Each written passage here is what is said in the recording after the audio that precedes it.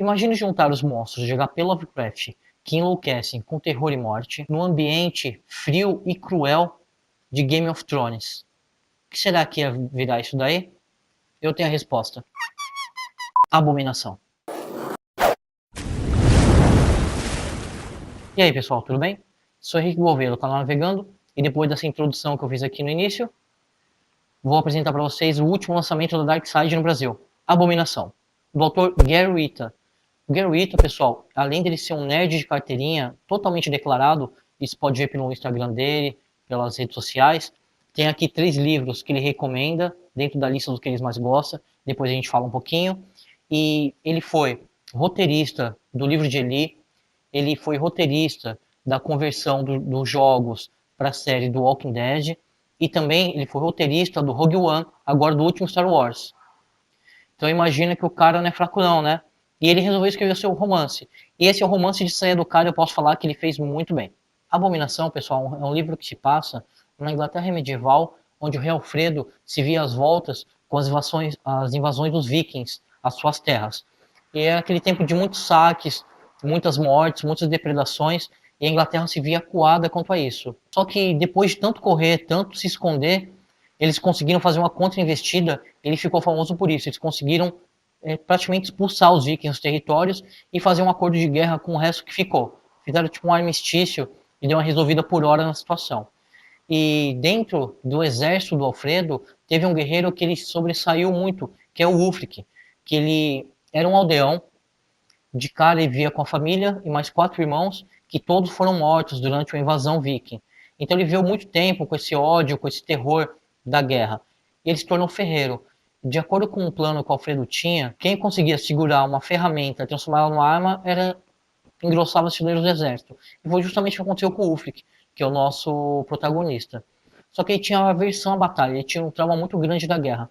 Só que logo de cara, no campo de treinamento, ele já derrubou 5 caras e acabou chegando no capitão do exército e derrubando ele também. E o pessoal apelidou ele de Berserker. O Berserker, de acordo com as lendas dos próprios vikings, é um guerreiro que não teme nada. É um guerreiro que quando ele entra numa batalha, ele é dominado por uma fúria de combate e não para nem mesmo diante da morte. E ele acabou sendo apelidado por isso porque ele tinha uma habilidade natural para a guerra. Ele tinha uma habilidade natural para a batalha, apesar de detestar tanto a violência. E ele acabou se destacando muito na guerra e se tornou um amigo pessoal do rei. E como prêmio pela participação decisiva na guerra que ele teve, ele recebeu terras em troca. Ele quis ser fazendeiro. Então ele construiu a vida com a mulher dele, a mulher dele estava grávida e tudo, quando ele recebe um chamado do rei. E é aí que o livro realmente começa. O rei tinha um arcebispo que ele começou a fazer experimentos com uns pergaminhos que foram encontrados dentro de um baú numa escavação. E dentro desse baú, eles tinham algumas fórmulas, algumas receitas mágicas para encantar algumas criaturas. E o arcebispo ele faz essa demonstração para o rei. E são coisas bem medonhas, criaturas que se transformam em monstros horripilantes, assim, e tem uma fúria de batalha incompreensível e muita sede de sangue. E ele começa a fazer meio que um exército, e o rei acaba sendo conivente no começo. Os conselheiros pensam, meu, se a gente tiver um exército desse, os vikings já eram, a gente consegue expulsar todo mundo e ninguém nunca mais vai enfrentar a Inglaterra. Só que as coisas começam a descambar. O arcebispo, ele acaba se corrompendo um pouco pro lado negro da força. Ele começa a fazer uns experimentos bem barra pesada, assim, e o rei acaba mandando parar com tudo isso. Só que diante da recusa do rei, o arcebispo acaba tomando a decisão e arquiteta um plano que se volta contra a própria Inglaterra. Ele começa a querer criar o seu próprio estado de criaturas terríveis assim, e ele mesmo lidera esses ataques contra os vikings, na cabeça dele livrando a Inglaterra do terror. Só que os conselheiros do rei e o próprio rei temem que isso possa levar ao entendimento que foi ordenado pelo rei, quando na verdade não foi. E o que ele faz? Ele convoca o Ulfric para de repente fazer uma força de elite para esse cara. Meu, e aí o terror começa a arrebentar, porque imagina um cara totalmente louco começar a fazer um exército de criaturas totalmente abomináveis. E não é todo homem que está disposto a pagar o preço necessário para enfrentar essas criaturas. Então, gente, imagina.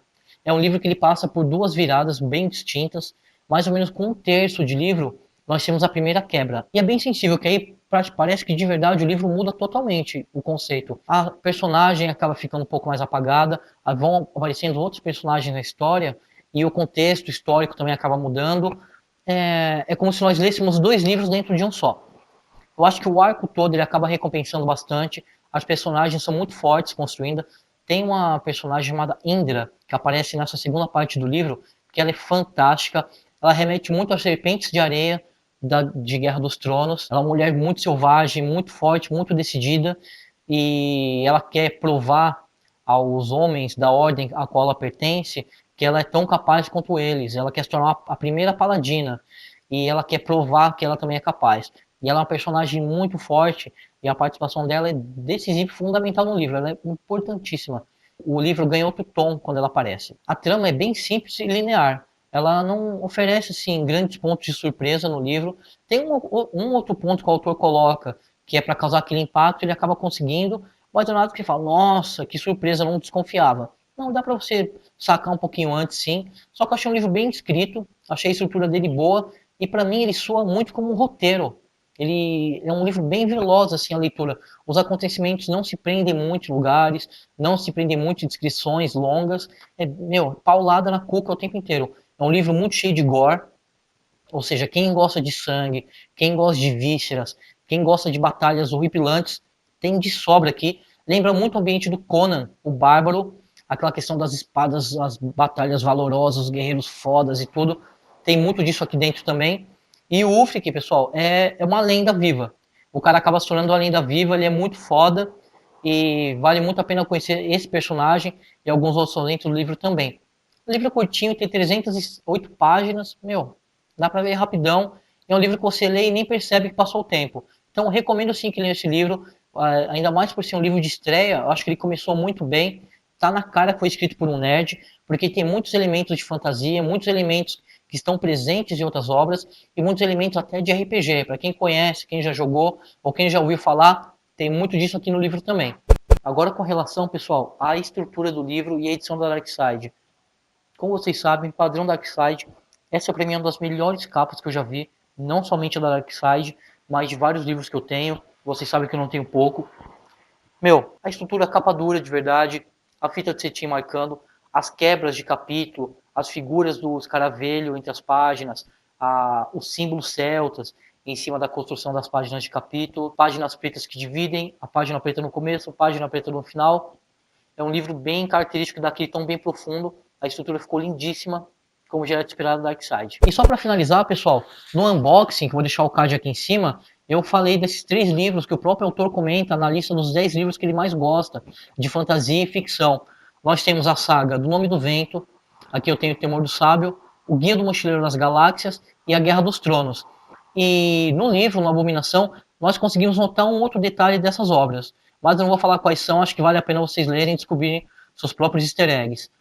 Só é isso, essa é a minha recomendação de hoje. É um livro super gostoso de ler. Quem gosta de gore, quem gosta de batalha, quem gosta de muito sangue e loucura, tá aqui. Acompanhem o Berserker e descubram o quanto a espada pode ser fatal na mão de um homem louco. Maravilha? Pessoal, é isso. Deixem seu like aí, se inscrevam no canal se não forem inscritos. E até a próxima. Muito obrigado e tchau.